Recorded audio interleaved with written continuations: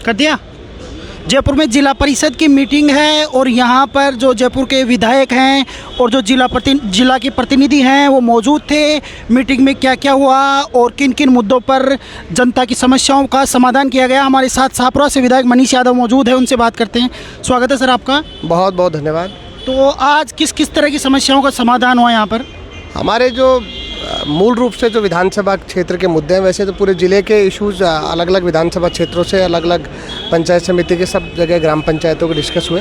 लेकिन मोटे तौर पर हमारे क्षेत्र में जो एक तो पीएचडी का जो बहुत बुरा हाल है, जल जीवन मिशन का पूरे गाँव में काम रुका पड़ा है, उसको लेकर के आज बड़ी चर्चा यहाँ ऐसी भी थे और उनके समक्ष चर्चा करी जल्द से जल्द वो काम शुरू हो जल जीवन मिशन का। ये हमारी बड़ी प्राथमिकता रही। एक जो हमारे सड़कों के काम जो है वो बंद पड़े हैं अभी तक।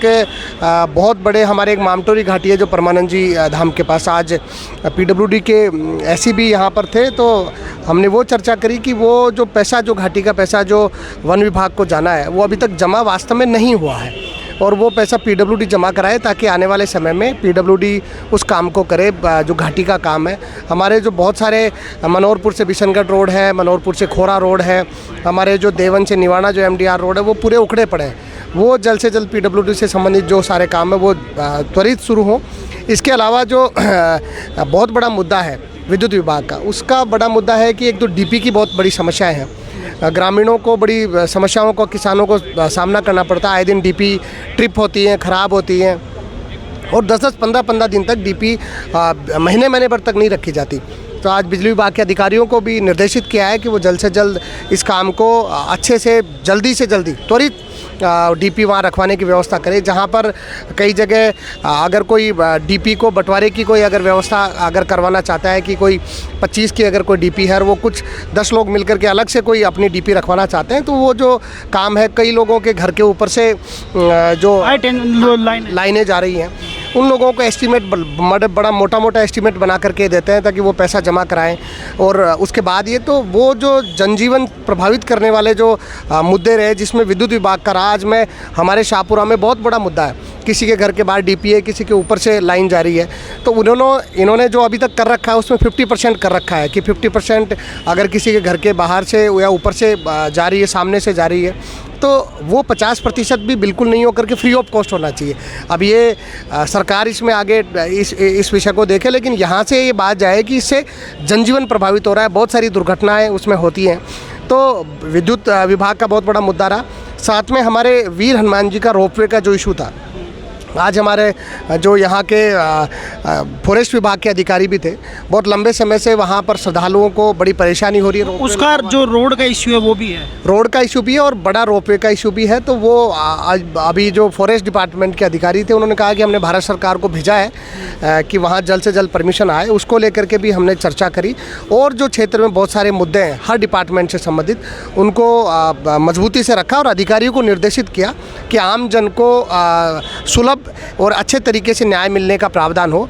हमारे एक बाड़ी जोड़ी में प्रकरण हुआ और उसमें दलित युवक की हत्या हो गई और उसमें जो प्रदर्शनकारी थे, जो 10 घंटे ही केवल वहाँ प्रदर्शन करने के लिए FIR कर दी, उन पर बहुत सारे लोगों पर मुकदमा हो गया। तो पुलिस के अधिकारियों को भी निर्देशित किया है कि ये गलत तरीके से उन्होंने किया है और वो जल्द से जल्द उस मामले पर जांच करके जो उन्होंने मुकदमा झूठा लगाया है उसको सारे लोगों को मुकदमे से निजात दिलाएं। क्योंकि अगर इस प्रकार की तानाशाही रही और कोई जायज़ मांग के लिए अगर 2, 4, 5 घंटे 10 घंटे कोई जनप्रतिनिधि और जनता वहाँ पर बैठी है और उन पर मुकदमे लगते हैं, तो बिल्कुल गलत है। इन बातों को सब लोगों को सबके समक्ष रखा है और हमारे जिला परिषद के माननीय सब सदस्य थे, हमारे और भी विधायक साथी थे, हमारे प्रधान सब लोग थे, अधिकारी जो विभागों के थे, उनको निर्देशित किया गया है कि जल्द से जल्द वो जो भले गांव में अगर कोई जल जीवन मिशन से पाइपलाइन डली है, रोड को उन्होंने उखाड़ दिया, तो और जो काम अधूरे पड़े उनको जल्द से जल्द करें और बड़ी सजगता के साथ में काम करें। क्योंकि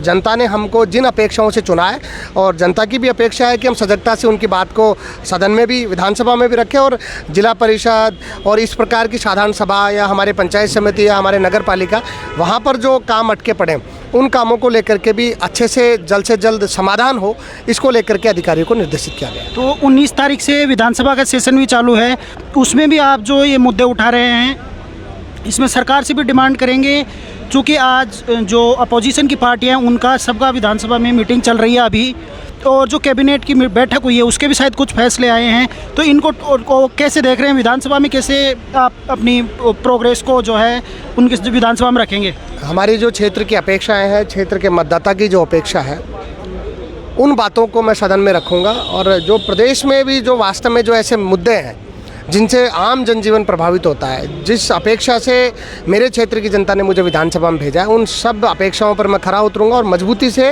सदन में हमारा जनता का पक्ष रखूंगा और क्षेत्र कैसे आगे बढ़े, इसको लेकर के क्या योजनाएं बननी है, उन मुद्दों को उठा करके सदैव वहाँ पर काम करूँगा। तो ये थे मनीष यादव से और ले लेता हूँ। अभी जो नियुक्ति हुई है नेता प्रतिपक्ष के रूप में दलित नेता टीकाराम जूली जी की, और जो कांग्रेस प्रेसिडेंट के रूप में गोविंद सिंह डोटासरा की, वो लोकसभा चुनाव को देखते हुए उस नियुक्ति को आप किस तरह से देख रहे हैं? बहुत अच्छा निर्णय है।